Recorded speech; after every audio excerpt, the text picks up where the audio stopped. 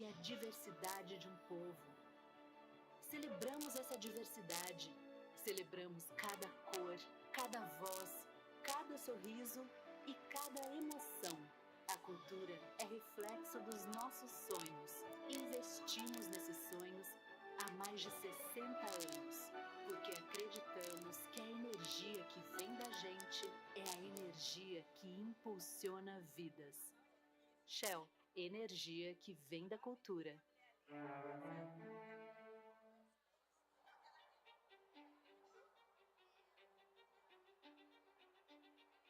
Onde tem cultura, a Vale está.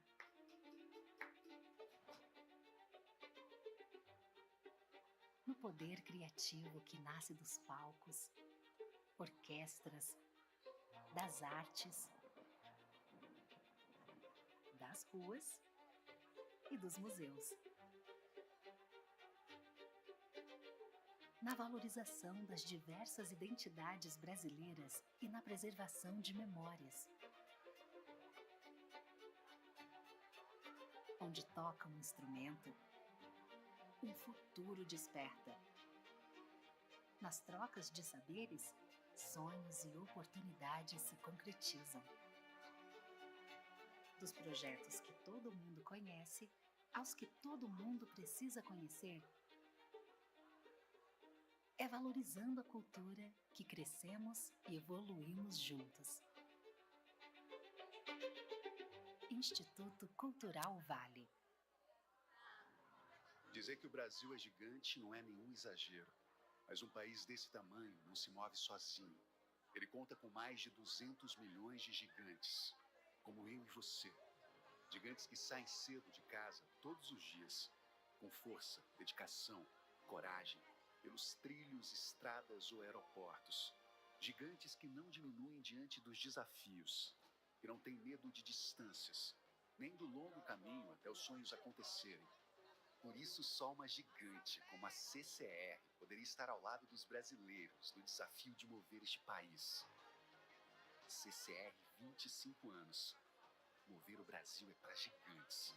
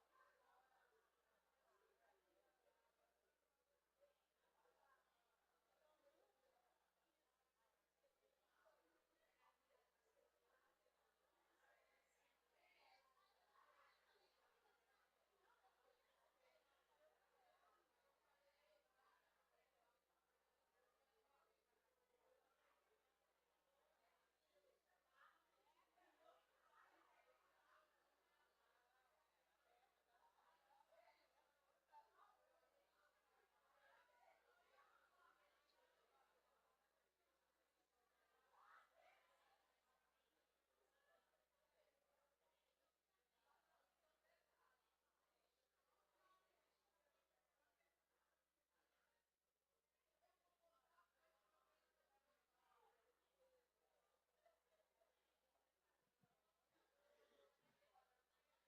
Se você falar agora, a gente tem que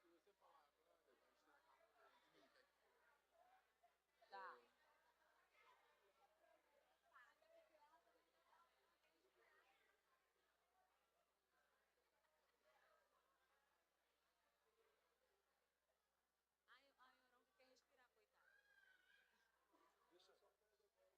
Deixa só você já pode entrar aqui, ele já Atenção, meninas, eu sei que a emoção tá gigantesca, mas nós temos que dar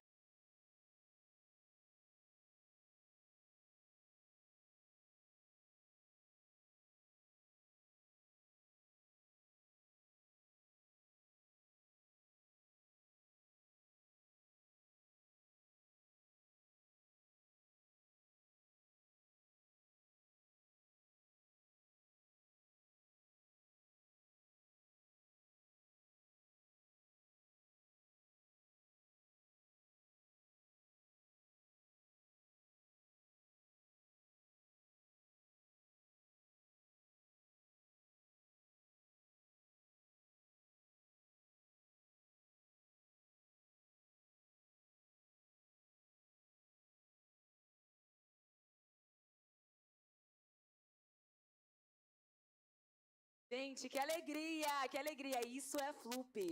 Nós acabamos de ter aqui as mesas cientistas e poetisas, que foi um debate incrível. E a fala da Maria de Deus me emocionou muito, quando ela disse que perguntou à sua biografada, né, a Maria de Lourdes, como ela gostaria de ser apresentada, como ela gostaria de ser homenageada. E ela disse que gostaria que fosse criado um espaço onde as pessoas pudessem debater sobre suas histórias, suas identidades, seus sonhos. E eu acho que é isso que nós estamos promovendo aqui. Então, Dona Maria de Lourdes, eu espero que a senhora tenha sido contemplada com o que a gente está promovendo aqui, tá? Então, vamos dar continuidade à nossa segunda mesa do dia. E também para informar que nós temos mesa de tradução simultânea. E vou passar essa informação também. All of the bat tables have a simultaneous translations into Portuguese and English. Get your headphones from the counters at the back. Vocês conhecem a história de Maria Dalva de Mendonça Silva? Vocês conhecem o que representou a vida de Maria Odila Teixeira?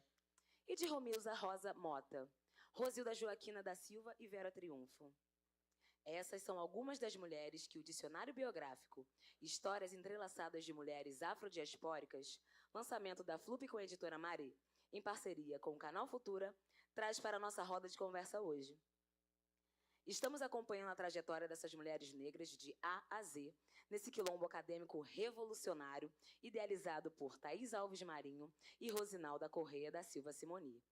Duas historiadoras que fazem parte da rede latino-americana e caribenha de pesquisa sobre feminismos de terreiro, a HELFET. A ideia é que este quilombo acadêmico inspire muitos outros. A mesa Maternagem, Mulheres que Cuidam e Ensinam, vai discutir a importância da maternagem e do cuidado como formas de resistência e construção de comunidades. Como as mulheres biografadas têm influenciado suas comunidades através da maternagem e do cuidado? Quais os maiores...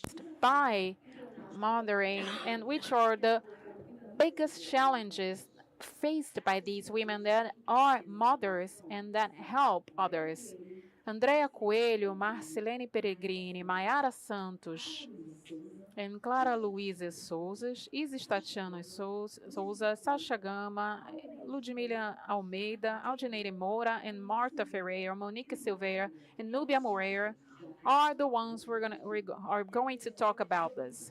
And Joanice Conceição is the mediator. Please, Joanice, come to the stage. Let's give them a warm welcoming.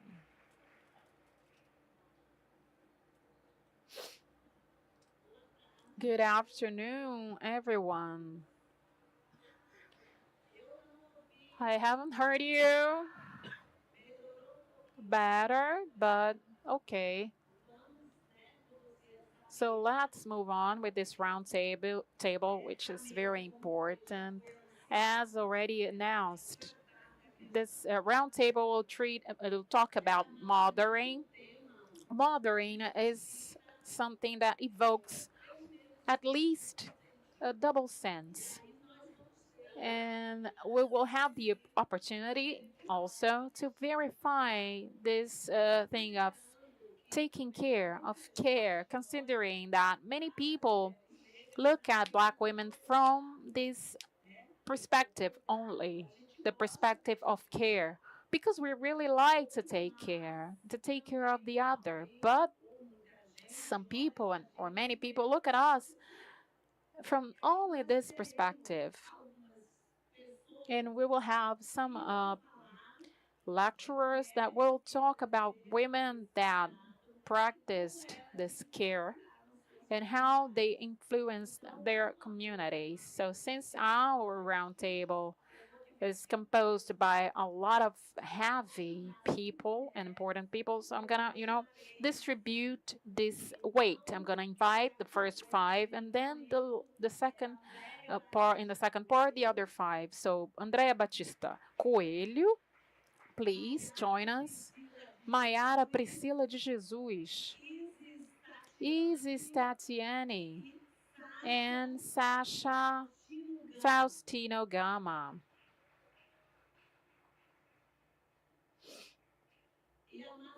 And Marcelene too. I thought I had only one big name, but I have more than one.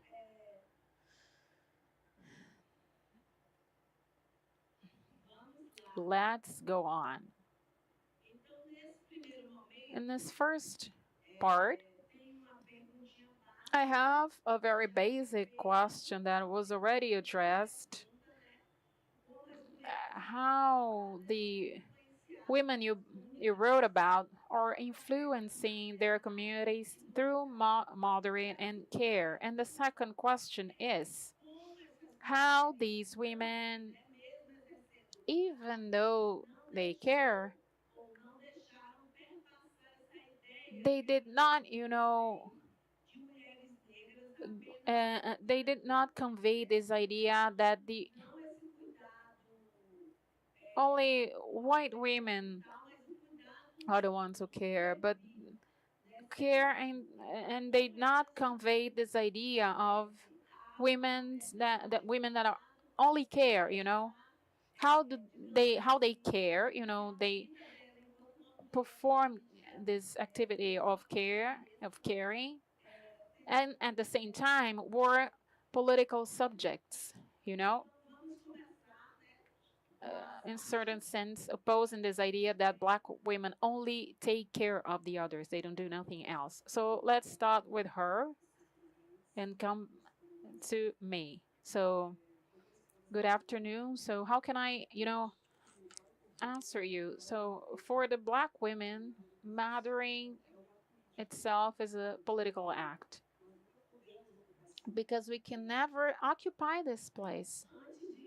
So before answering, it would be interesting for you to introduce yourself and introduce your entry, each one of you. So the woman about which I wrote is G. Fernande Faustino dos Santos, my grandmother. So it's very special and it's an honor being able to talk about her. While she was still alive, I could honor her. When she was alive, it was March 2021 during a live. And since we're talking about memory, I'm going to talk about Professor Jurema, the professor in my state. And during that live, there was this meeting between Aldir Fernandes and Jacim Bagaba, an enslaved woman that is one of the entries.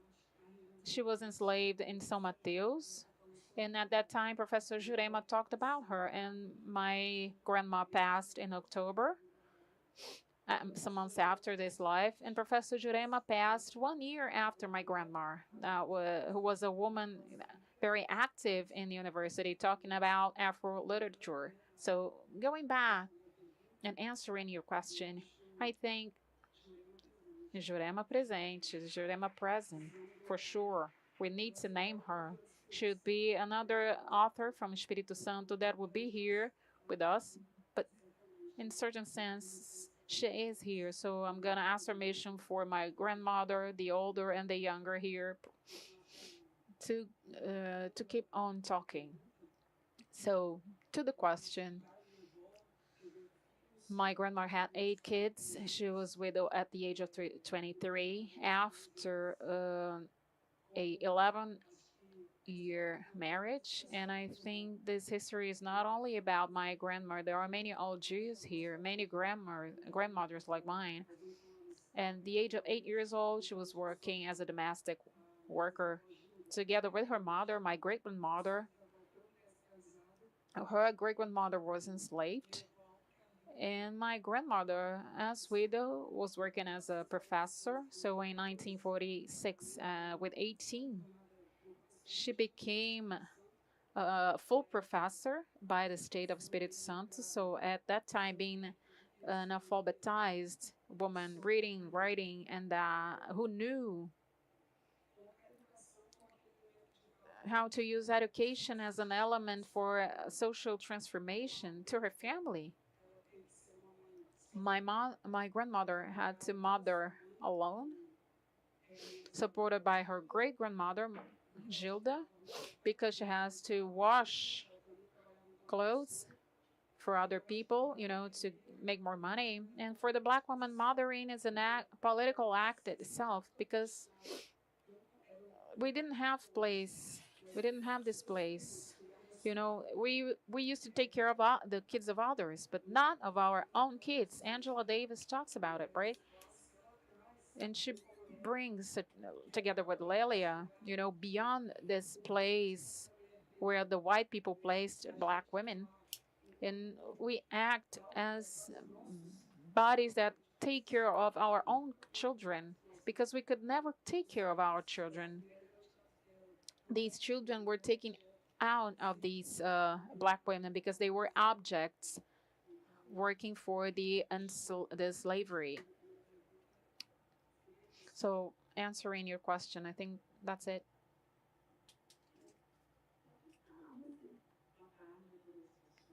Good afternoon, everyone here. It's a pleasure to be here. And the woman that I wrote about was Maria de Teixeira, the first black doctor in Brazil. She graduated in 1909 at the University of Bahia. I wrote my undergraduate paper about her, and then, as a consequence, my PhD, my master thesis as well. So I'm gonna start by saying the books she wrote. Talking about her books, she's considered the first black woman doctor in Brazil, the first to graduate, and the first to write a PhD thesis, not about the feminine world. She talked about alcoholic cirrhosis. In the moment, Erunina Rodrigues was one of her professors. Maria Odilia graduated in a class where she was the only woman, a black woman. And when she was at the university, the you had to study for 6 years, and she maybe met two women in the university that were studying to be deliverers, and she was all the time living and studying together with white men. And now I'm studying the influence of black population in medicine. I came across several men, but the first women to graduate in medicine is Itala Silva, and she's the second woman to graduate in medicine in Brazil. Odilia was the first, and 5 years before she graduated, invited by the university to occupy the role as assistant, as professor's assistant, and she was working at a maternity in Salvador, you know, teaching how to make deliveries. And she was the first black professor at the medicine course in University of Bahia. So my entry is this powerful woman, Maria Odilia Teixeira. You could also try to answer this question, you know. I found it very interesting because I think this panel brings a very important face of Odilia, because one of my challenges was the fact that I found out that Maria Odilia gets married with 35 years old, and nobody expected that any woman would, you know, get married at that age, you know, after 20 years old.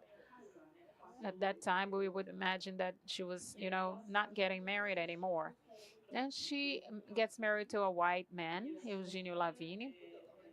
And Odilia was born in São Félix in the Recôncavo Baiano. Cachoeira and São Félix are sister cities. And she gets married to a man from the elite that had cacao farms. And she was a classic white man, white, descendant of Italians and Germans. And my first challenge is to understand how she, you know, she worked. After marriage, she abandoned her career, and I tried to understand why. I had to, try to approach the sources and try to understand this woman without looking backward. Thinking that maybe after she graduated in medicine and became mad doctor and professor, maybe she wanted to have kids and get married. And maybe this was her huge dream. She has two kids and she abandoned officially her profession and but she went on working at home for people who did not have money, to pay doctors. So it was a challenge to approach this woman 1 century after and approach this possibility that maybe one of her dreams was to get married and have kids. So this mothering issue is extremely important for us to understand the several subjectivities of these women. And besides, she was performing deliveries. She was delivering babies. So to think, if today we arrive in doctor's office and we see a black doctor and we're happy, wow, a black doctor. Imagine 100 years ago, she was working in this maternity hospital and they had special rooms for the elite. And suddenly there is this rich woman there, and the doctor who is going to work at her delivery is a black doctor. So it's a very relevant issue to understand her trajectory. Thank you, Mayara. Thank you. So now let's hear Isis. Tatiana. So good afternoon, all of you. Let me first of all ask permission to all the ancestors here. It became really a Quilombo, this place. We have many ancestrals here. I call from Amapá, Quilombo do Kiuau, the first Quilombo in Amapá and the second in Brazil. And being here today with us, and I thank God and thank all the ancestors and Professor Ribeiro who invited me for this dictionary, but she's, sick right now. She could not be here. I came here representing her. And I want to thank the organizers of this dictionary. It is a unique opportunity for me to be with you, with so many powerful women. I want to talk to you about my entry. She's so intimate to my life. Rosilda Joaquina da Silva, born in 1936. She was a reference as she's a reference as a woman taking care of others. In my Quilombo, she started this life at a very young age, performing deliveries, helping other women to give birth to their kids, to their children. So the majority of people that have this gift of blessing and making deliveries, this is something we're born with. But legend says that she didn't start this because she was born with it. She started to care with people and their spirits at the age of 36. And she started in her house. She was seeing a lot of birds and snakes. And this was to say that she was chosen to be our spiritual guide in our community. And during the whole life, from that moment on, she took care of us spiritually. She was the woman that until the 80s was able to help women in Quilombo to give birth to their children. She never lost any mother. No child ever died in her hands. And when we talk about humanized deliveries, the pioneer in my state was this woman. She was taking care of her pregnant women since the first month of the pregnancy to the last day. She would leave her house to go and take care of each and every woman residing in that territory. And she will be always our biggest reference in terms of giving birth, in terms of health. She was uh, she was working with agriculture, working with planting. She was taking care of our plants, of our garden, of our agroforest. And she was this illuminated being chosen by the ancestrals to take care of our bodies and spirits. And I think that our biggest loss in our Colombo was her, because whenever you don't know if she died due to COVID or due to pneumonia. And at that time, they say that she died, and nobody knew why. Because during 2021, all deaths were due to COVID, to nothing else. So this fragilized our Colombo. We could not say goodbye to her properly as we do to our beloved ones when they die. So when she died, we could not even, be with her in her funeral. The only thing we did was, make so that the funeral car would, go in the streets of the Colombo, and know while people were giving her a standing ovation.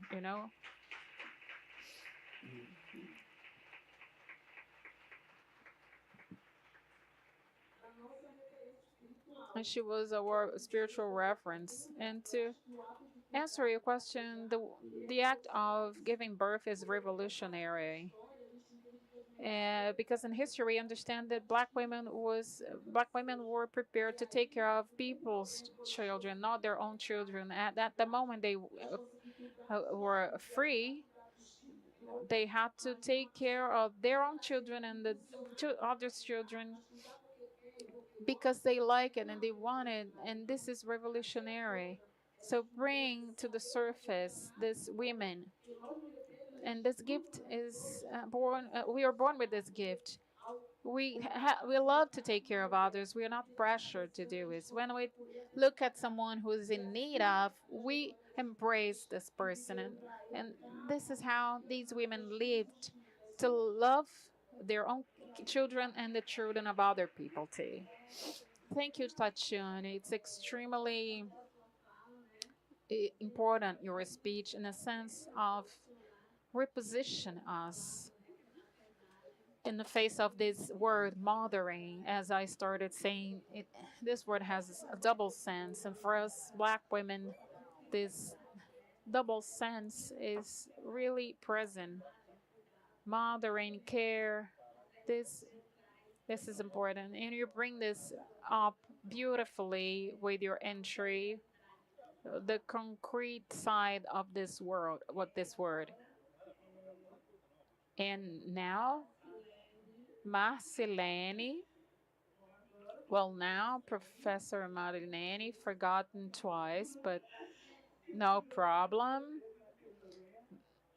Good afternoon, everyone here. It's a great joy to be here with you in this Aquilombo.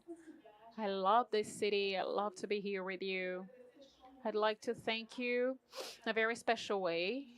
Thank Professor Thais for the invitation for the book, for Professor Rosi, our beloved Rosinalda, my colleague in university and friend, Professor Tania, for indicating my name to be here in this team of writers, and also thank Professor Andrea, who's beside me, and together with me developed the research and the entry. I'm gonna tell you that writing an entry about Maria Dalfa Ben Mendonça Silva and our beloved Dona Dalva has 5 pages. But for us to write 5 pages, we had to research intensively on archives, perform oral interviews, work with oral stories, because unfortunately, we black women, we take care of our children, like Dona Dalva was a mother, grandmother, taking care of her own children and other people, but she never left anything registered. She didn't have time.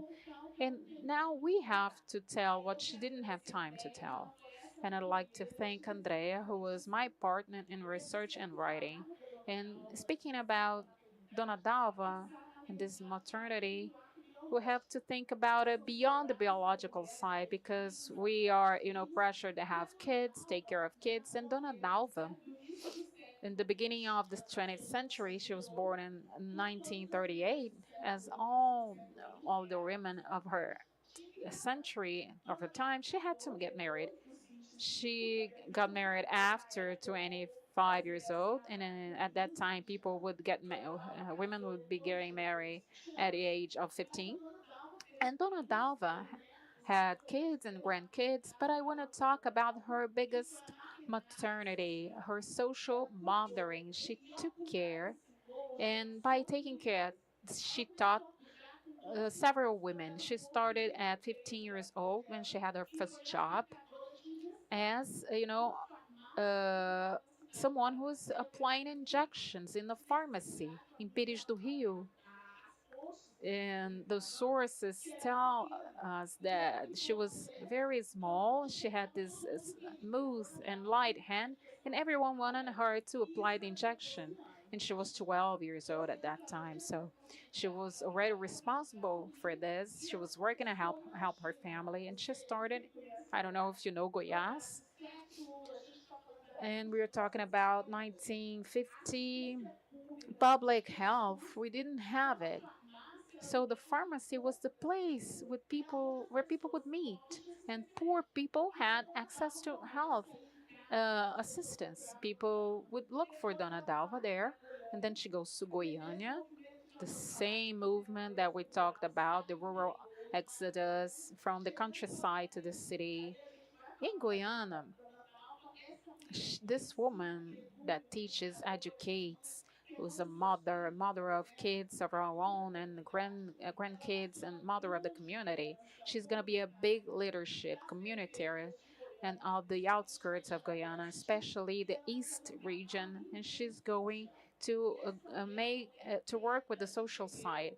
She's a black woman in her terreiro, founder of a samba school. Goiás has samba. We like samba, not only country music. And Dona Dalva, in different spaces where she goes, whether terreiro, whether the black feminine movement, or in the hospital, because she becomes a nurse and a technical assistant, and she will teach and care and change generations. I hope we'll have more time to talk about her, but if we don't, read our entry, talk to us. We're asking you to read, but I think that people who are studying at the university, they have the privilege of talking to us. We want to talk to you. Buy the book, but talk to us too. We are available. Thank you very much. Thank you, Marcelene. And now I pass the floor to Andrea quickly for her to say some words. Thank you. Thank you, all of you, for the opportunity of being here and participate at this group, of this round table. And research and write about Dona Dalva was a very intense activity because she had already died a few months before, and we had her daughter, to tell us about her story. And this is during this very painful process of, losing her mother, of mourning her mother, something that really marked us, and that her daughter, wanted to say is that this political mothering, of saying that my mother was a pioneer in this neighborhood, a city that is traditionally planned, but planned for whom? And Dona Dalva was trying to bring to her home and building there everything that was planned to others. Sanitizing, school, commerce, taking care of this black youth that was being born there at that moment. So she brings this political mothering, the social mothering. She was the only black woman graduated in the nursery class, the only black woman in her class. She started there to take care, politically speaking, she addressed the musical culture of her time, but she had to leave it aside a while because of marriage. And at the end of her life, samba, terreiro, music was bringing her this comfort to her old life. And this is something that was highlighted by her daughter, this getting old, the black woman getting old. How was she taking care of herself? Dona Dalva, it really marks this space of political mothering, social mothering. That neighborhood, which is very big today, it's of reference in the city of Guyana. Thank you, Andrea. I think Andrea, touches this issue, and I asked my second question about this political mothering, which is a dimension that is intertwined with the black women's life, the collectiveness. For so long, and I was a researcher, I am a researcher of gender, and I couldn't understand well the Babalo Egun call because women were called were received tributes collectively. And when I was studying the genocide of black youth community and the importance of mothers, I realized the dimension, the political dimension, and I realized how important is to the collectiveness because the black woman is embedded in this dimension of taking care of the other and taking care of the collectiveness. This is extremely important. And I'm gonna open to two rounds of three questions. So the first three questions, and then the second round, three questions. Who wants to start? Nobody?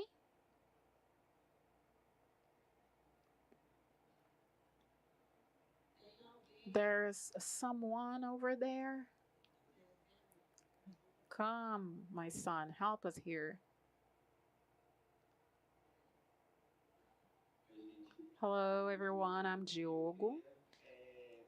And I'd like to ask you about mothering beyond maternity. So, how this issue is seen by you, by people that embrace and take care of other people's children inside your community. So, please elaborate on that. Thank you. Anyone else? Hi, how are you? Good afternoon. I'm Niara Santana. I work with research on gender and sexuality inside arts and animation, graphic design, special effects, audiovisual in general. And my question is narratives regarding women and their diversity always address and start with pain, a painful place. These narratives are always, embedded in pain. And I would like to ask you about this thing of looking at what's beautiful. And as a transsexual woman, I'm always having to choose narratives about my own story and my mother's story, my grandmother's story. As a photographer, choose the beautiful side, the good side of something that is not good sometimes. I don't know if you understood my question, of this place of how it is to look at the good side of life, and stop a little bit to talk about this, difficulties. That's it. Anyone else? Anyone else?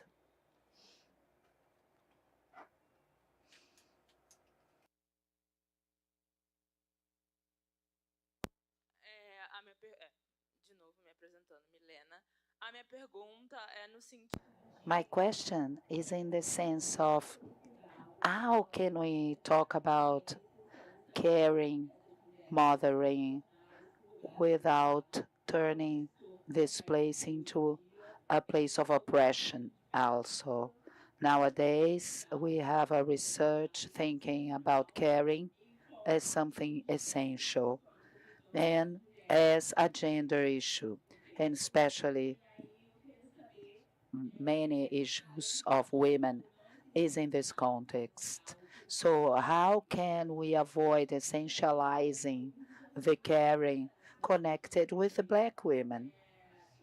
And to write and talk about care, about teaching from the biography of these women without essentializing and also synthesizing the life of these women, not only because of this, but centralized in these issues. Thank you very much. I would like to start answering.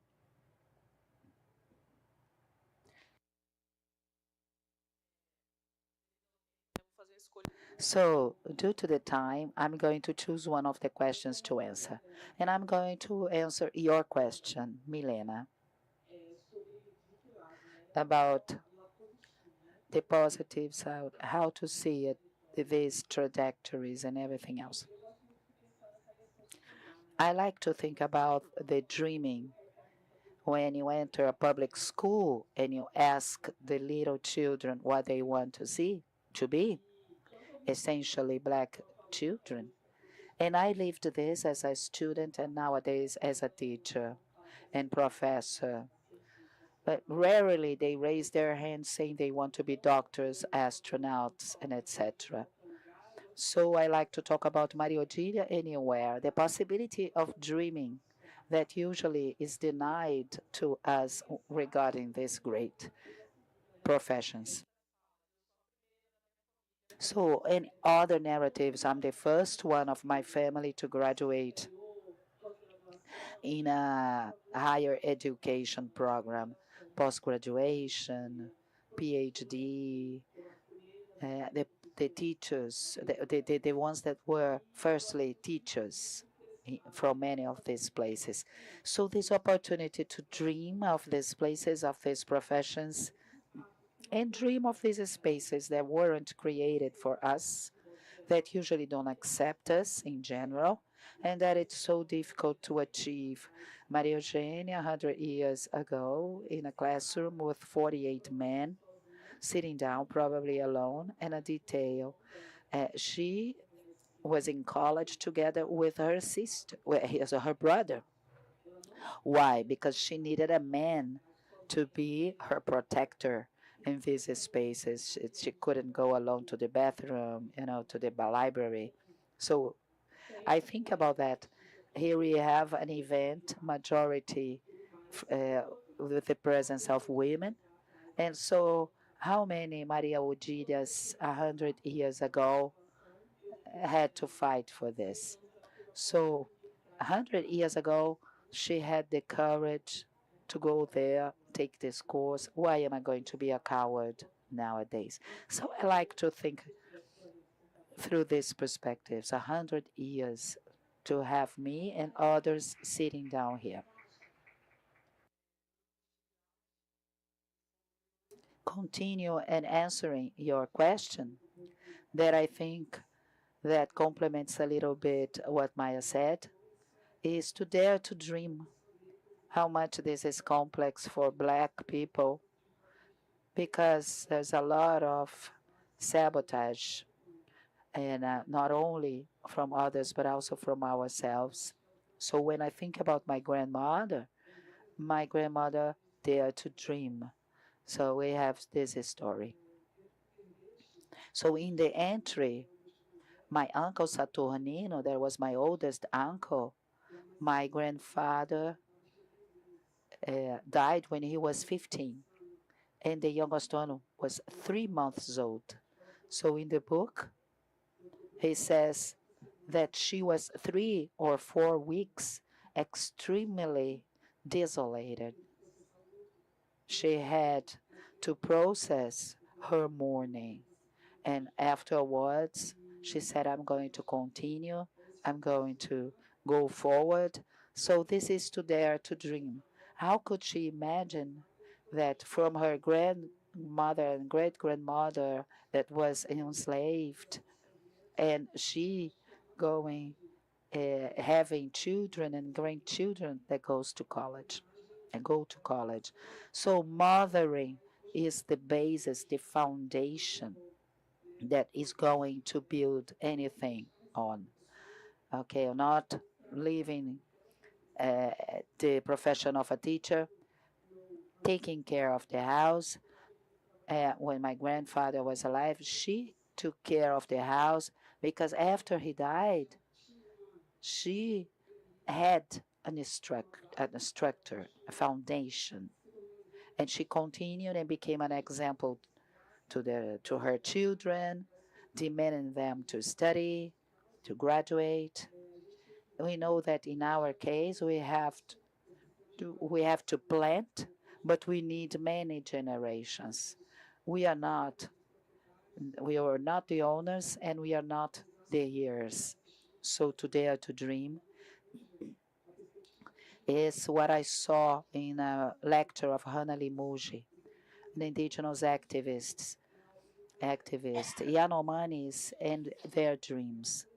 They say that the unconscious is not only individual, it's collective. And dreaming is very important.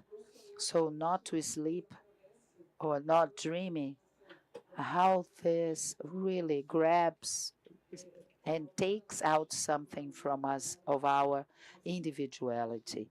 But it's also something that spreads in the collectivity. So I propose you to continue dreaming and building something as a collective. And I'm going to thank the opportunity of Professor Thais and Rosinalda being with these marvelous women since Monday to make us think and build something together.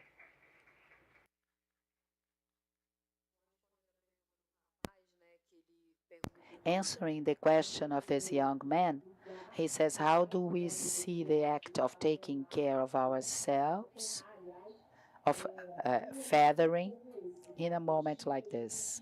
You know, I'm not a mother of children that I gave birth, but I have many children of life, nephews, nieces, cousins.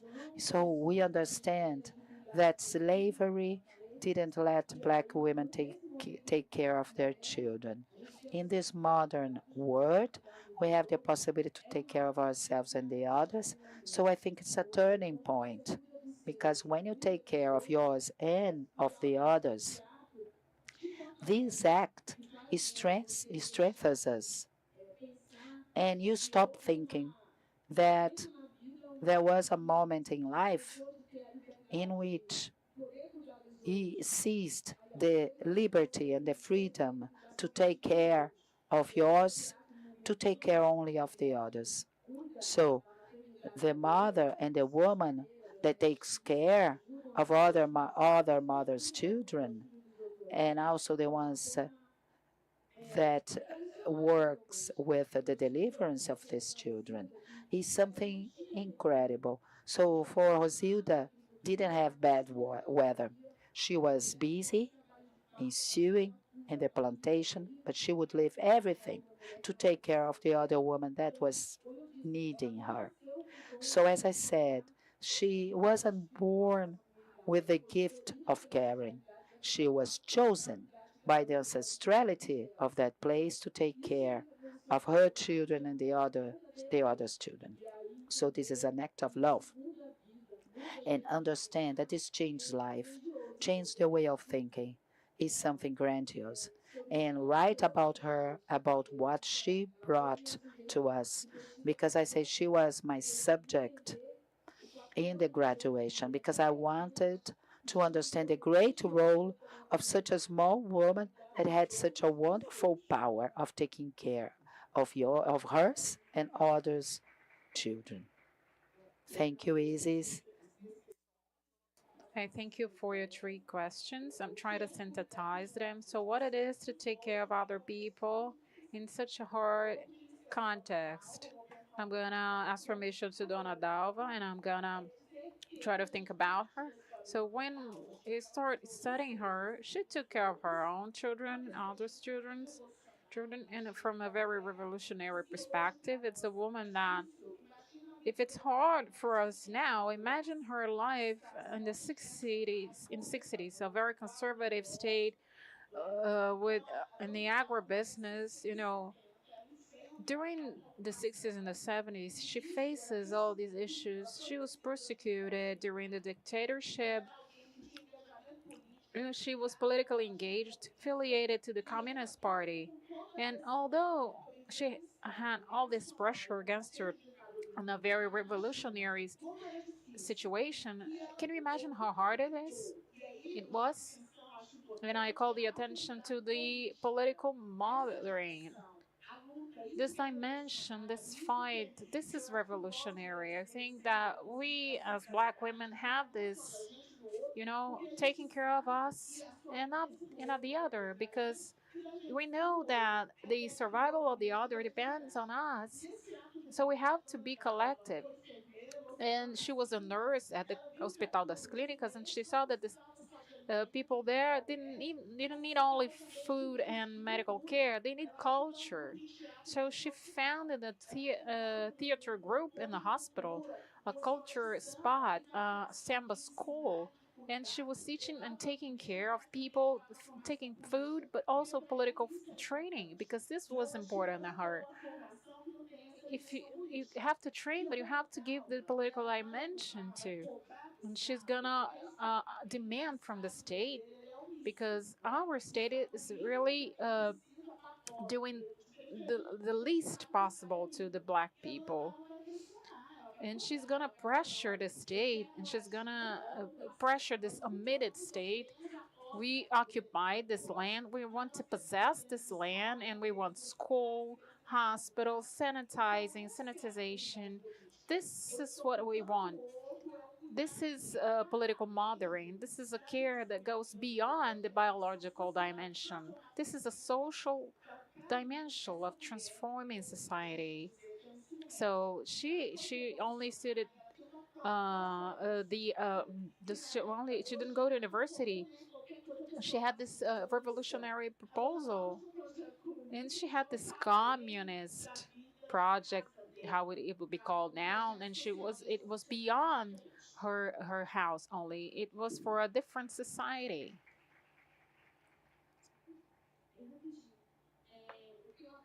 And quickly, what I learned with you and what I've learned is that this political mothering of the Black feminism is this does not make us get wrong, and start to use this narrative of being a domestic wife, at home, and makes us, go out and say, no, I'm not gonna accept that my kids will be, subjected to violence because of their color of their skin. And this movement makes so that we don't get lost within this narrative of the extreme right and be erased. Thank you, Andrea.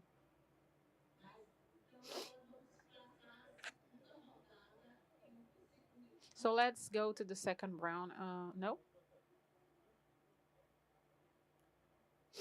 So unfortunately, guys, there will be no second round because we have the second round of authors. So let's go move on with this discussion. Guys, that's all. I'd like to move on speaking, but the director said that I cannot. So let's invite and you know uh, now I wasn't here before, but now I am Janice. So let's dismantle the first round table and thank the authors: Andrea, Marcelene, Thais, Isis, Mayara, and Sasha. Wonderful.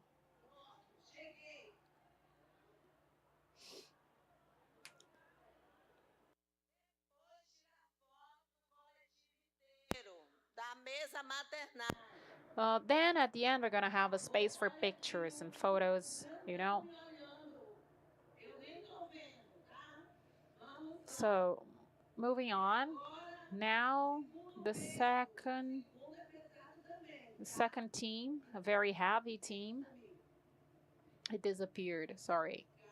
Calm down. Calm, Rosinalda. So let's invite Ludmila Pereira.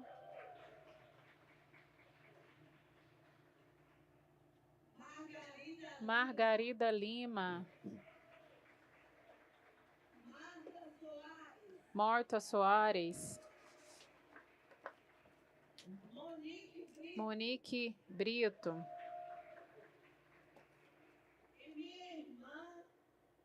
And my sister, Nubia Regina Moreira. She asked me to say her 3 names. She wants to be different. So, doing our homework properly, Ludmila will talk about Lady Ana Maria Carvalho dos Santos. Meg Lima will talk about Aurineide Lima de Moura. Marta will talk about Marta Soares Ferreira. Monique Vera Triunfo.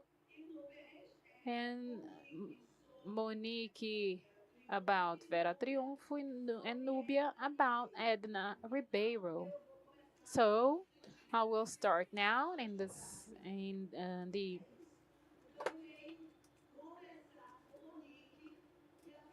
I'm gonna start with Monique. I'm gonna start counterclockwise.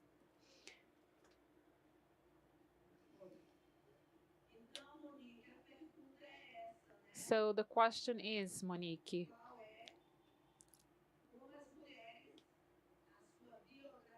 how your entry influenced your community through mothering and care?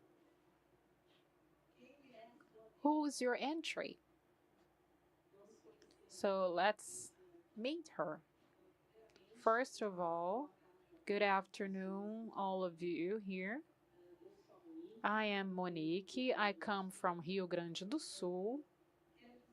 I'd like to say that I'm very happy and emotional for being here at this huge event with very special women. I thank Professors Rosinalda and Thais for the opportunity of being part of creating this text and entry together with all my colleagues who wrote about their entries and to, create this dictionary. Fluke this year's paying tribute to Beatriz Nascimento, and I need to say that I was inspired by Beatriz to write about Vera Triunfo. Oh, okay. Beatriz, then, as a historian and a professor, she fought a lot for the rights of the Black men and women. And I'm gonna talk now about so much about the similarities. There's Vera Triunfo between Vera Triunfo and Beatriz, one in the Rio Grande do Sul state and the other in another state. And in one of their texts, Beatriz wrote, "It's time to talk about ourselves, not as contributing or victims of a historical social training, but as participants of this training, of this education." And that's how I introduce you to Vera Triunfo, or Professor Vera Triunfo, as she's known worldwide. I came across her in 2020 through a work group tied to a research project coordinated by Professor Carla Miners in Rio Grande do Sul at the education faculty, called faculty, education faculty, and Black educator movement. Relations built before and after the affirmative policies framework in universities. And in that, within that project, I started to gather sources about Vera Triunfo.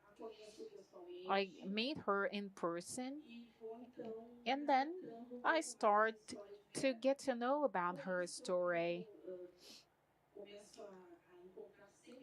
I start to find similarities with Vera Triunfo because she's in pension now, a state pension, and she worked in a public school fighting for the same causes.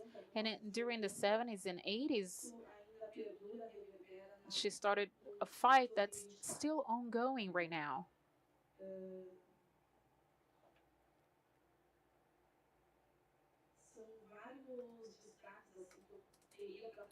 I can highlight many points of her life, but I'm gonna highlight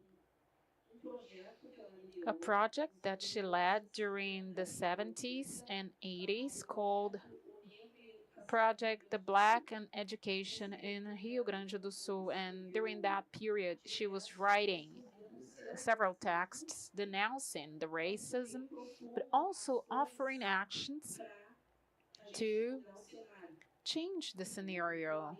So, beyond these texts, she was creating groups of professors, giving several lectures to young people, and she wrote a lot, gave a huge contribution. She was concerned about positivation and elevating the high esteem, the self-esteem of children and young people. And I conclude with a very remarkable sentence. Vera Triunfo was a protagonist in the field of education. Her activism is not limited to the academic world, but impacted it and impacts now the intellectuality, anti-racist intellectuality, placing us as inheritance of her work of activism during the 70s and the 80s. Thank you very much, Monique. And everyone here. And we know how important it is, this role of this professor as someone who cares. And in a classroom, this issue of caring. And we know that the professor not only uh, looks at the class, but also to each person in the classroom. And the double role of this professor who has to understand the collectiveness, but also the individual. So by saying so, I pass the floor to her. Hello, good afternoon to everyone.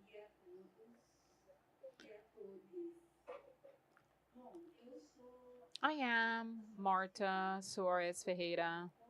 I am a co-author of my entry.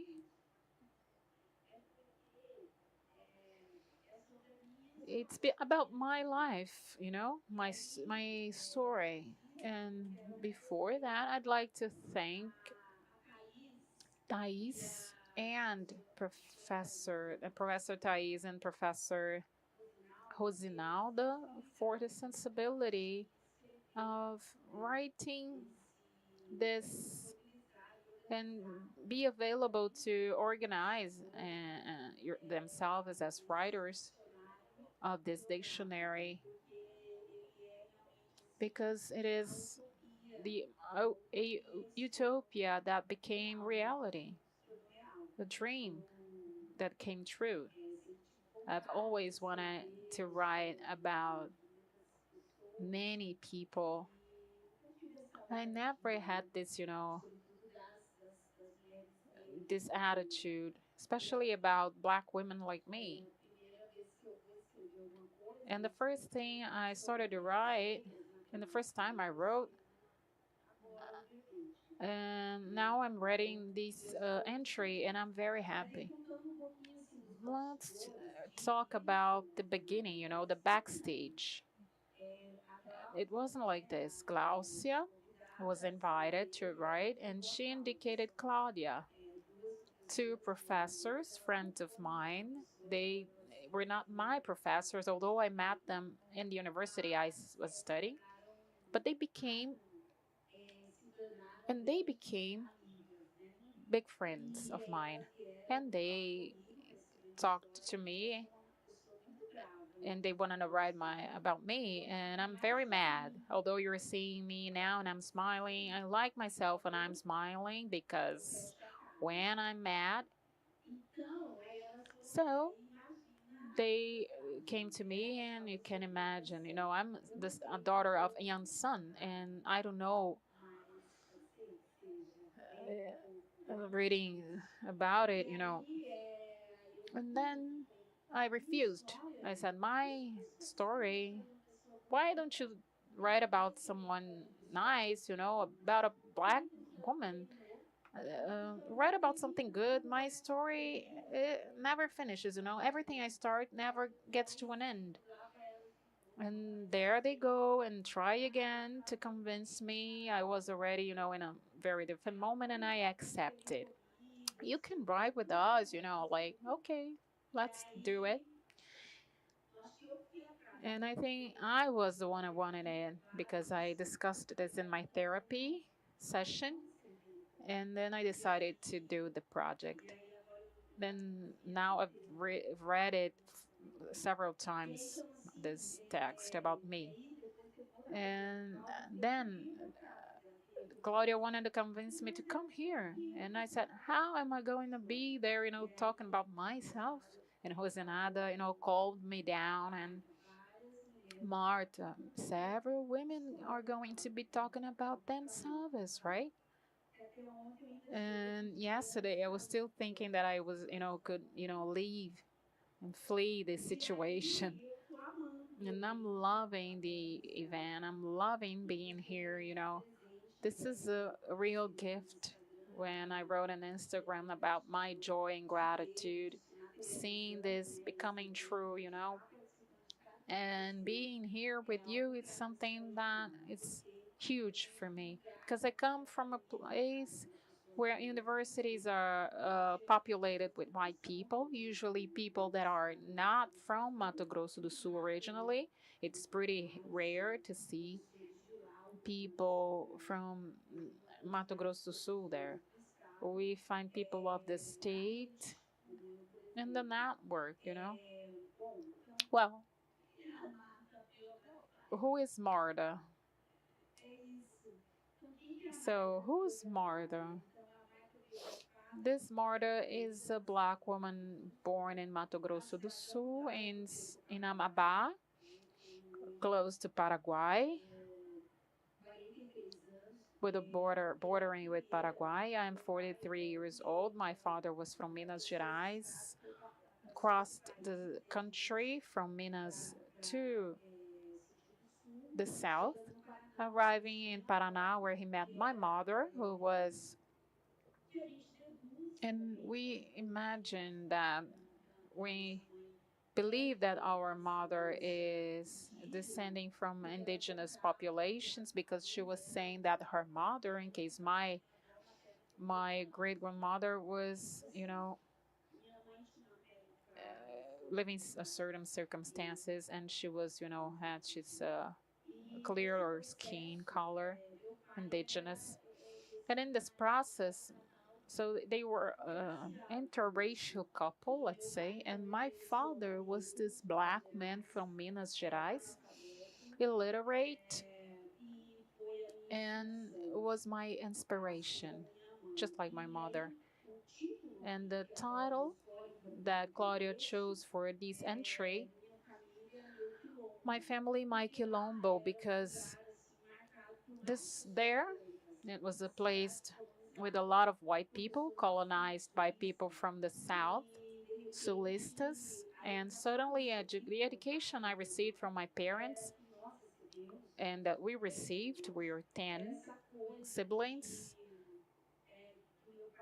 was like my father and mother always trying to protect us and advising us, warning us that my friends were my brothers and sisters, my siblings, and they were the ones taking care of us. And this actually, got us really together, made us be very united, but in a sense of reference. So my father was this black man and brought to me this reference of being black. And my mother, this companion, his companion that gave us support. So we live in the outskirts. We come from the outskirts. My father and my mother worked in the community through the Catholic Church and social movements, SEBIs, and etc. And I went to the same path, just as my brothers and sisters. And now in the university, when I was studying, I learned this world, this word Quilombo, and I found out that in Mato Grosso do Sul we have several Quilombos. And there, in the university, I start to think about all the reference that I had as a black person to build my identity coming from my parents and my siblings. I was using this, terminology, and Claudia knew about me. She said that that's why she gave this title, "My Family, My Quilombo." And in my family, my parents, they were they were not pedagogic. They had no pedagogy. If you maybe as black people you will identify with me, they were speaking loudly, and my mother would speak out loud shouting at us because she was hearing us, speaking out loud, and my father would speak out loud. And what I mean is that, what do I mean with my quilombo? These expressions, my father taught us to play the drums in the terreiro in our backyard, because this is terms, words of black people, terreiro. And why do I know this? Because when we leave our houses and go to school, and people say terreiro, it's a backyard, things start to get a different meaning, and people would play the drums, dance samba, always among us, barefoot in our backyard until night, and our mother trying to help us, and this is written in the entry, call our attention and get us here crying, and because we were playing somewhere and people were calling us negros, black, and my mother used to say, "You are black," and this thing of not touching anyone's things, anyone else's things, and arrive at the market and not be close to the shelves, you know. Now I understand. As a grown-up adult, I understand why she was saying this, and my mother, even if she was not educated as black woman, but maybe because she was, with my father, and they created this protective education. And mother is part of the Catholic Church. I started to work at early age, a child, but I started to work as a domestic worker, half day, every day, when I was 12 years old. And after as a babysitter, and then, that's it, you go to a house, you cook, you babysit, you take care of the house. And now it's kind of different, but at that time it was this, and you still have a lot of it there. And then I remember that when I was 14 years old, they gave me a contract. They signed my work registration, and I was very happy because of that, because my father said that this was important. And after I found out that I was, deceived because the person only signed my book, my workbook, my registration book, but did not pay the tributes, the taxes for the social security for me. And then I don't have time, right? But I still have to say so much. Anyway, one thing that I wanted to highlight is that I've always wanted to be a professor, a teacher, and because of this thing of working and being black and on this place of work for black women and a black family, I had to. I couldn't, take the school for professors, and then I go to the university. So I couldn't, go to the magisterium, and then I go to university, and I become a professor and give classes. And I've always had this concern in classroom when addressing issues and regarding our history as black people, as black community in Brazil, and our ancestors in Africa, taking care of saying of addressing the beautiful side, the good side of this story because of my black students, because I remember in my childhood that was very bad, the way our teachers were addressing this black issue at school. So I had this concern of always saying the good things of being black. And being here in Rio and the Arcos Alapo, I know I am short in time. This is not the entry. It says in the text that have a very particular part of my life with signs, And I came to Rio working as a domestic worker in family houses. And the family brought me here. And then I came here to start to be part of a religious institution. And I lived in this place here.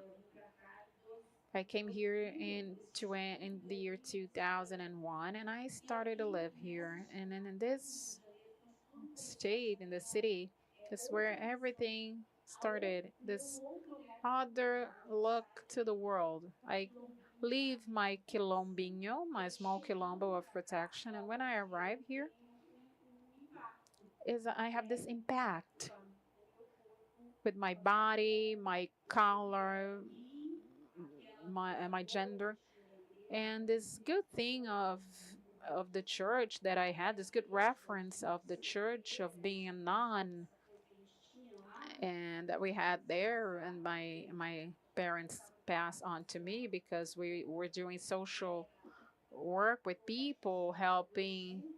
My father founded the party there with other people. And when I arrived to here, I had a different experience, and I didn't have the courage to describe it in the entry. But to say that here in this institution, I in religious institution, I was abused sexually, and together with other young people. But I was resigned, And at that moment, I didn't understand because I don't know if it's abuse or violence because you leave your countryside to come here. eh, and we don't find, and we find inside this religious institution people from other places with other standpoints. And there I found the bad side of the church, that is, moved by people that are there, but you know This institute, at that time when I was suffering those violences, I was happy. I was identifying myself with my work, poor people in the streets, and then I understand that I get lost. We had to, keep the feelings for us, for ourselves, because it was a sin. I had to repress it, and the person that did it to me trying to tell me that it was good, that was beautiful, and I didn't understand it. But this was, people sometimes ask me, Marta, but why don't you go to the church today? I go to the church, but I don't want to have this commitment with the church anymore. My psychologists say that this is a trauma, that remained. And now, within this religious side, this faith, my faith is plural now. I'm trying to understand today. I understand my father, and he was obliged to convert to the Christianity. And the readings that I did in the university, I understand the reason, because our ancestry is being denied. But you find more black people in evangelic churches, which I find very interesting, rather than in Terreiros. And in Terreiros, sometimes we meet a lot of, white people. And within this context of violence, I start to, question myself. Not only because of the sexual violence, but because of this violence to the body, to deny this femininity. I can't pronounce this word, but being feminine, of being a feminine woman. And then today, I think the institute is different. I think it was different. Not all, I wasn't the only one who suffered this violence. Many other people were subjected to violence there of other types. And why haven't I exited the institute? Why didn't I leave the institute? Because I was thinking that I could change things, that I could change this situation. And in the end, I could not change things there. And that's why I went back to my city. Like, I wanted to go back home. And my father started to suffer from dementia. I started to take care of him, to do something. My siblings were already graduated. I go to the university at the age of 30, go back to the social movements of the young movement of the workers party. I become a researcher. I take my master degree. I research on Kaiwa ethnology of the Aikoa population.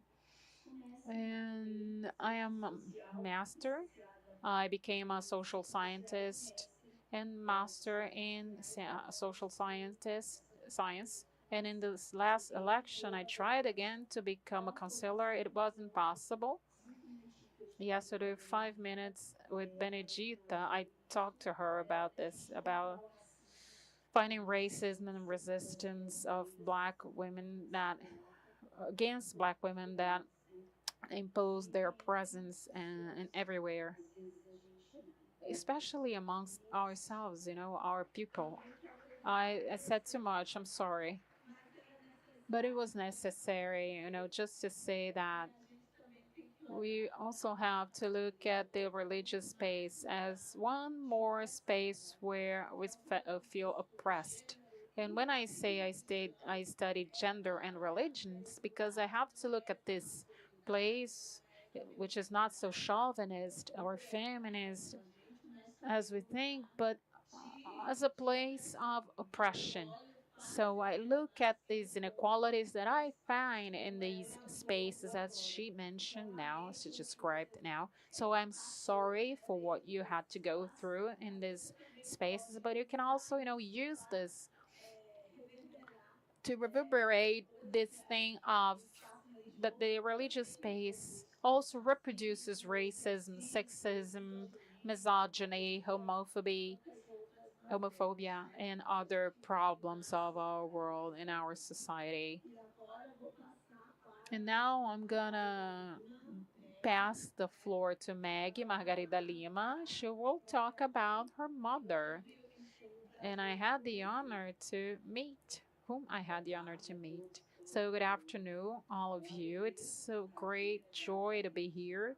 I thank the organizers of this entry, and I thank my mother, my grandmother, my professor, and of my university, because I think it's because of that work I notice how my history of my mother is important. I study in the University of an international one about Afro-Brazilian lusophony. So I have Brazilian professors, African from other countries, and this made me strong.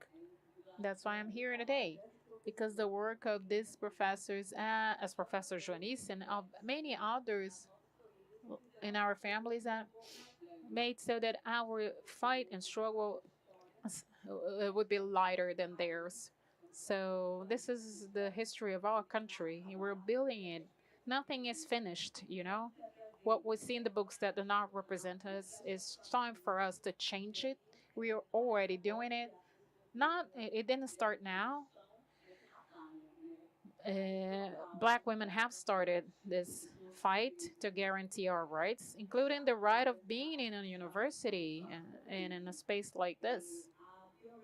My entry is my mother, Aurineide Lima de Moura. She is a pedagogue uh, on the for of the Freire side. She worked in rural part of the land in the countryside of Ceará. It's a rural settlement.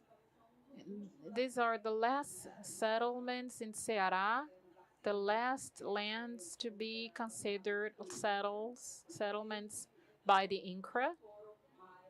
And since then, oh no, we didn't have any other settlements after those. So we still have a lot of people without land, without space, without home. And that's why we're giving voice to these people and reverberating their voices. My entry, it's important to say that she was a very simple person. She's daughter to a washerwoman, a sorcerer, and they suffered a lot of violence during their childhood. Just as the other entries we heard about here, this is historical. This is part of our history, of our country, and cannot forget it. I think that our dictionary is already reverberating the spaces we are here, but people of our communities, they are involved, they are listening to us in our universities, they are in the world, in other countries too. So it's important to mention them. My mother, Aureneide Lima, her story is crossed, is intertwined with other stories, with other people fighting for the rural reformation.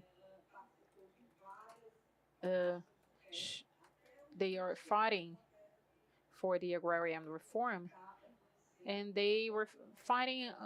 They had this fight until they found a place to stay, a land to stay, and she was scared. She was concerned about their daughters, and because when you're young, you go and fight, but when you have your kids, you maybe you decide to rest a little bit, and then you get yourself to your family and to the community. And then she founded the Chico Mendes School in the Barra do Leme settlement. It's a very important school in our municipality, together with Paulo Freire School. And we come from this space. I don't know how much time I have. I'm trying to summarize everything. You're going to find all these stories in this book. And you and us, we have a great opportunity to know a little bit about the story of our country through so many different trajectories described here. Thank you, Maggie. I will highlight the fact that in Unilambi, we have many people that are so important, and Maggie is one of these people. She is coming from a settlement. Her father is a very important person in Ceará. He There's a whole part of the Cearense countryside that was reforested by him, and you're there. You don't even realize you're in the sertão. You think you're in a very prosperous place because he transformed this area, overcoming so many problems such as drought. And it's a space that has water because this man is taking care of the land. There's a lot of ecological concepts that we don't usually see. So Maggie Lambi is this function. She comes from a settlement. She has a story to tell to all of us, and she's a role model for other students. So Maggie has this, role. She belongs to my research group, luckily, and that's all. And then I know Meg's mother. She didn't say anything about her mother. Her mother deals with herbs, oils, and also takes care of the community. I think she was emotional. And that's it. Some other things. But I'd like to say also, before passing the floor, about the importance of the dictionary to not only, and of course, we talk about pain, but the goal of the dictionary is to place these women as protagonists. That's the word that is more important than all the pain, because we we are tired of reading about suffering, and we also have some they have something interesting to tell. That's not only pain, and that's what is in the dictionary. Beyond pain, we have a lot to be looked at, to be transmitted, to be released. And that's how I pass the floor to her. Good afternoon, Ludmila. I'm Ludmila. I'm talking about Joana Maria Carvalho dos Santos, to whom I ask permission. This woman, according to family and friends, is a woman that seemed to have 1,000 bodies, 100 bodies. She was born in March of 1964. She comes from the Savannah, Cerrado, and this entry I wrote together with Maria Jardim de Deus. You already know her.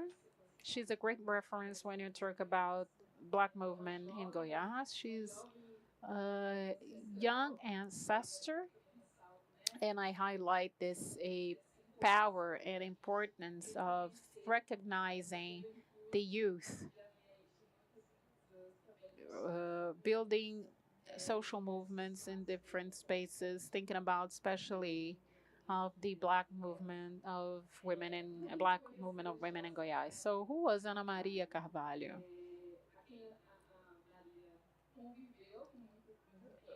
Who lived with her? I came across her in some spaces, but this entry was also written from a lot of um, oral sources, friends and family and professors that knew her. And it's important for us to know how Maria was a plural woman, and we can say so about her. She ancestralized. We've completed last year 4 years of her immortality. She was a victim of this COVID pandemic in the country that affected, unfortunately, much more Black women. And in Goiás, it was no different. And she was and is a woman that has a legacy, knowledge in terms of Afro entrepreneurship. She is a professor, a math professor, graduated in the field, and she taught for many years in the state of in the city of Goiânia. She's an activist of the Black movement in Goiânia for many years. Participated at several,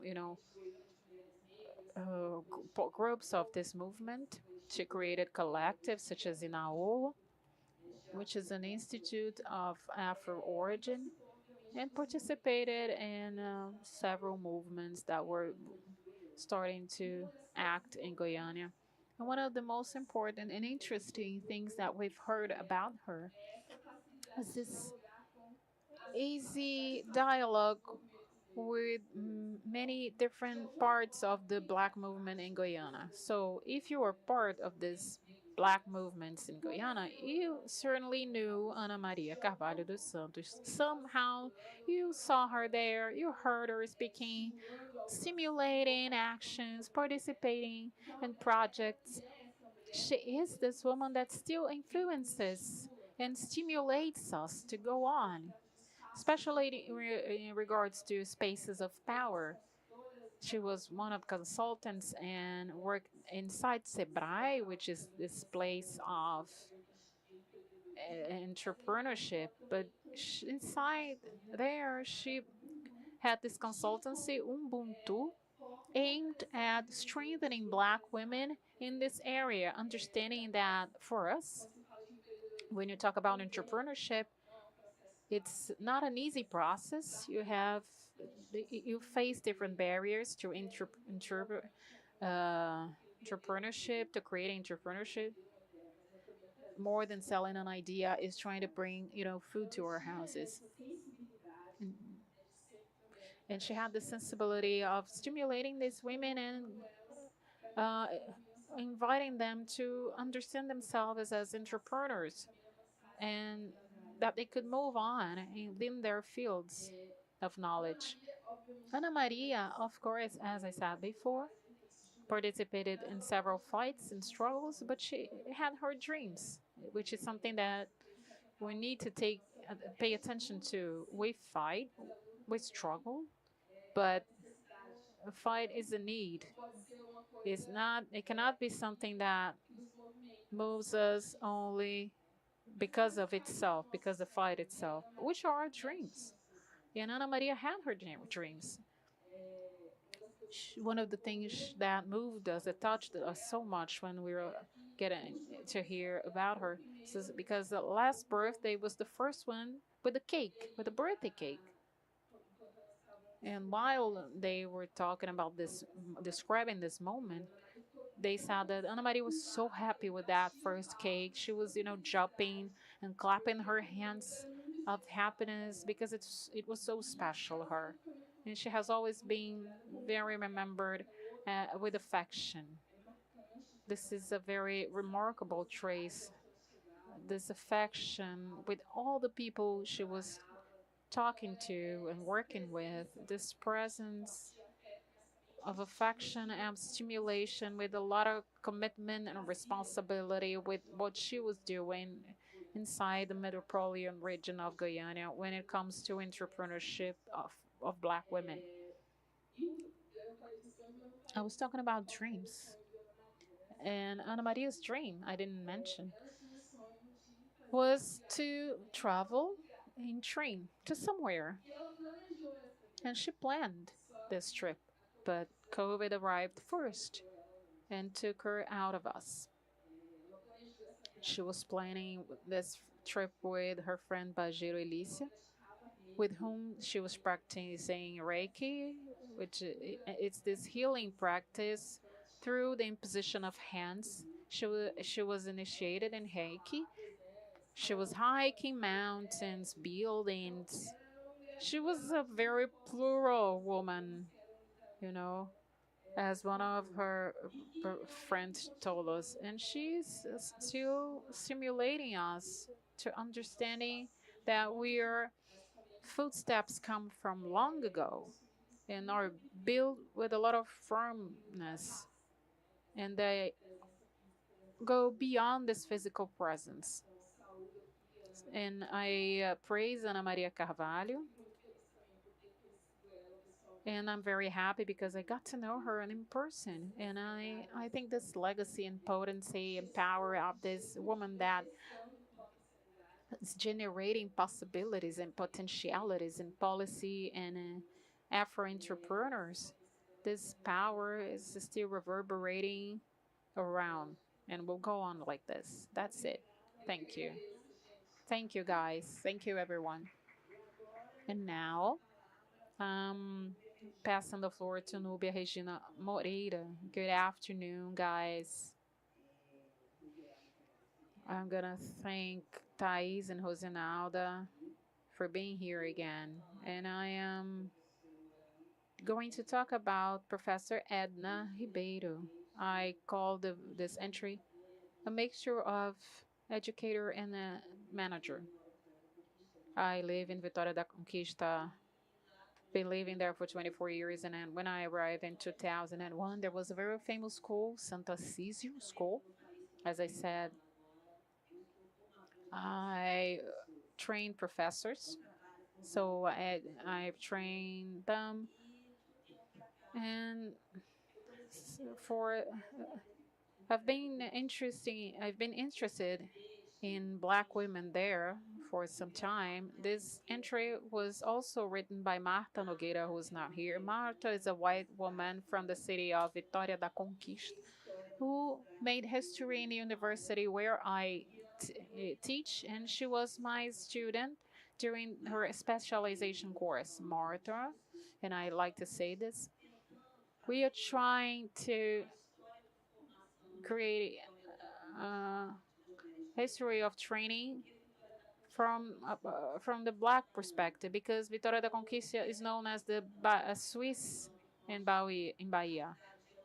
The city of Elomar Teixeira, Glauber Rocha, Lady Edna, or Edna Ribeiro, was a daughter to people who came from Jequié, which is a city 3 hours away from Conquista.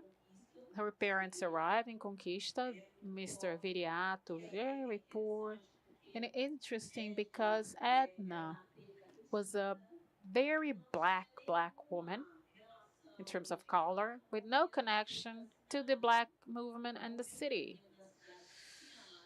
That movement, when I arrived, was the APN tied, connected to the church, the Catholic Church, and then we have the MNU cell. And she was not there, connected to them. And Santa Císio was a school that doesn't exist anymore, where only people from the elite occupied it. And I'm talking about kids of doctors, entrepreneurs, professors of the university, people from out, of the city. Basically, a school of white students, and the black ones there were receiving scholarship. And she was born in 1936 in Jequié and dies in 2006 with 78 years old. And then the school starts to bankrupt and cease to exist. If you want to go to Vitória da Conquista during the winter festival, we have it. It's a Bahia with no dendê. We have corn, and we're closer to Minas Gerais, the Valley of Jequitinhonha. And you will notice that where we had the school, we have a private university called Santo Agostinho.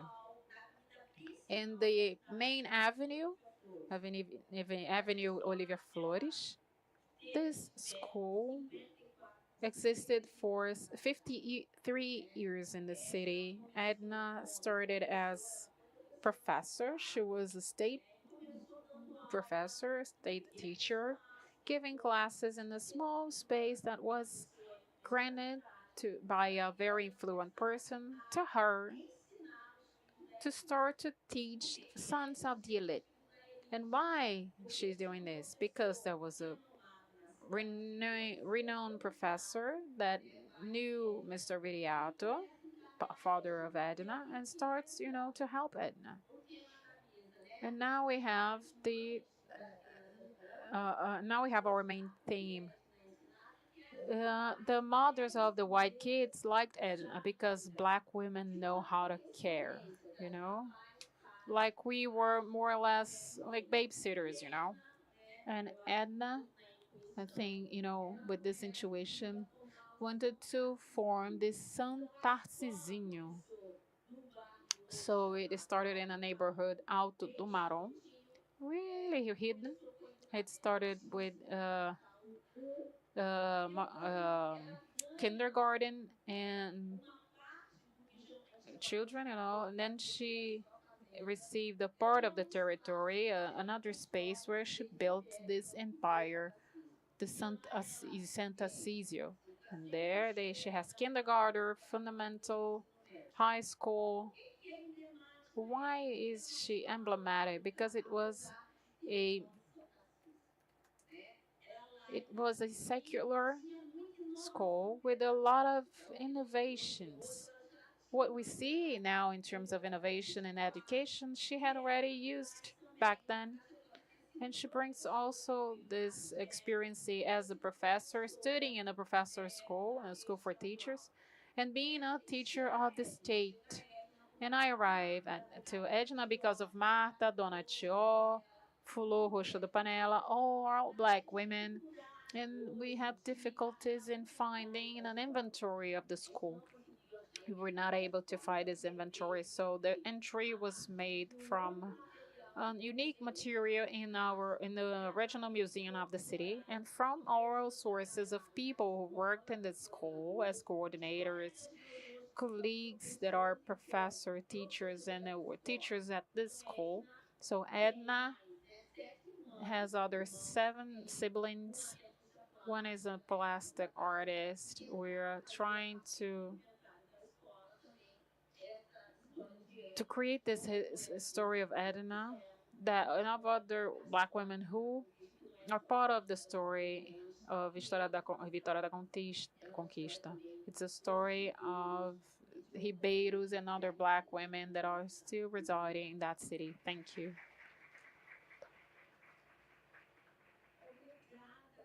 Thank you, Professor Nubia, for canceling this idea of Swiss in Bahia.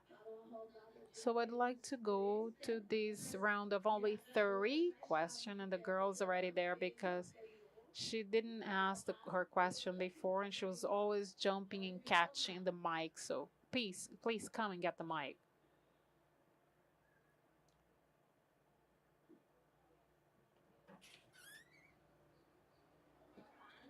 Good afternoon.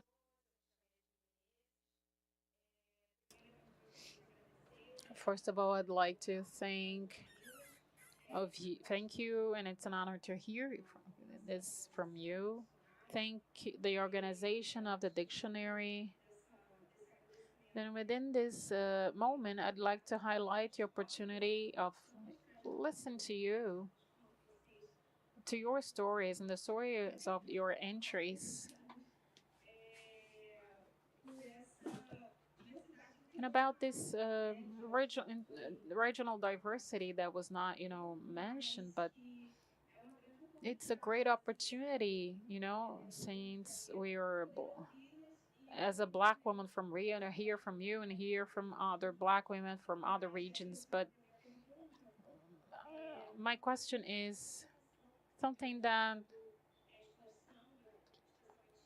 I've been studying samba school, especially Grande Rio samba school in my city, Duque de Caxias, and one thing that caught my attention is how these trajectories of black women are intertwined and by other stories of black women as samba school founders Mar Abaixo, Mr. Maria Josefa Encongado.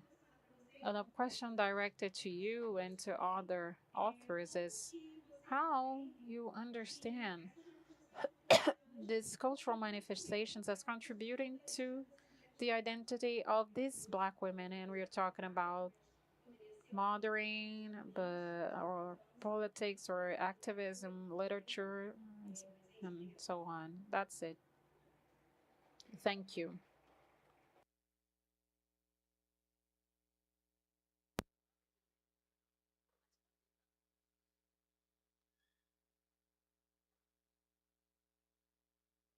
Boa tarde. Diante dessas mulheres Aqui. And in face of all these speeches, of all these stories about these women, I'd like to sing a traditional song of my place, Maranhão. barbárie que é classista e milenar, protagoniza numa luta mais completa pela liberdade de não ser mais homem em teu lugar. Vem, mulher, desnudar tua existência contra a barbárie que é classista e milenar. Protagoniza numa luta mais completa pela liberdade de não ser mais homem em teu lugar. Rompendo amarras da dependência psicológica, radicaliza teu mundo num ritual sem cor. Para além, mulher, da cama e da cozinha, renascendo pro novo, destruindo a causa da dor. Rompendo amarras da dependência psicológica, radicaliza teu mundo num ritual sem cor. Para além, mulher, da cama e da cozinha, renascendo pro novo, destruindo a causa da dor. Hoje capitalismo e suas fontes de violências, valores invertidos, esmagadores de consciências, religiões, culturas, ciências, mídias, alienantes, mentes e corações, reféns de ideologias dominantes. Vem, mulher, desnudar tua existência contra a barbárie que é classista e milenar. Protagoniza numa luta mais completa pela liberdade de não ser mais homem em teu lugar. Rompendo amarras da dependência psicológica, radicaliza teu mundo num ritual sem cor. Para além, mulher, da cama e da cozinha, renascendo pro novo, destruindo a causa da dor. Rompendo amarras da dependência psicológica, radicaliza teu mundo no ritual sem cor. Para além, mulher, da cama e da cozinha, renascendo pro novo, destruindo a causa da dor. Hoje capitalismo e suas fontes de violências, valores invertidos, esmagadores de consciências, religiões, culturas, ciências, mídias, alienantes, mentes e corações, reféns de ideologias dominantes. Muito obrigada. Aqui tem a tapiocaria Lanches Torres.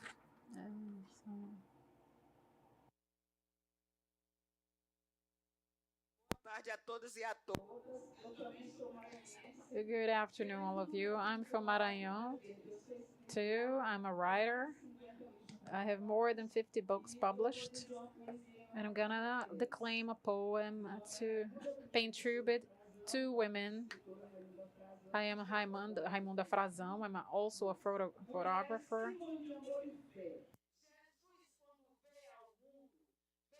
Através da mulher, provando assim que nós somos, mistos de amor e de fé, cheias de sensibilidade, Perícia e dedicação, desenvolvemos com garra, seja qual for a profissão. Mergulhadoras, atletas, policiais, alpinistas, domésticas, executivas, professoras, jornalistas. Umas nasceram para a terra, outras nasceram para o mar, poucas nasceram para os ares.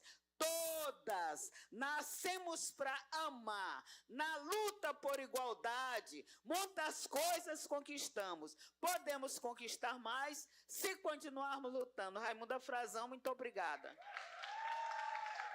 Quer ouvir mais? Thank you very much.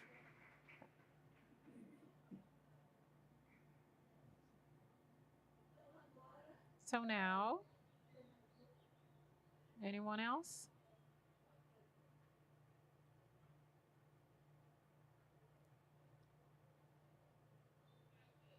I'm gonna be standing.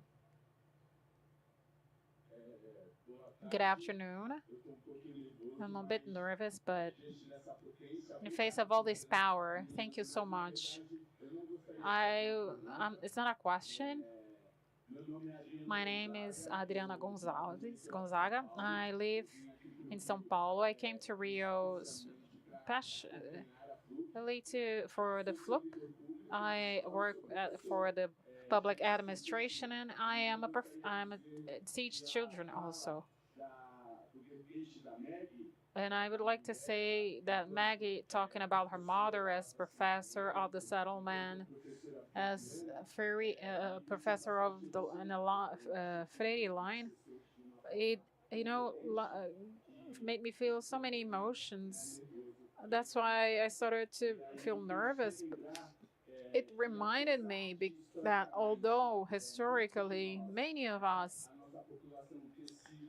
were obliged to stay outside and not go access education, when we notice that the Black woman is there making a difference in the education of many people, he noticed how public schools and education in Brazil were built from this Black woman, by this Black woman. So she was always there doing the possible and impossible to elevate the public education in Brazil, always to the highest level where it belongs. And this made me feel so emotional. Thank you, Maggie.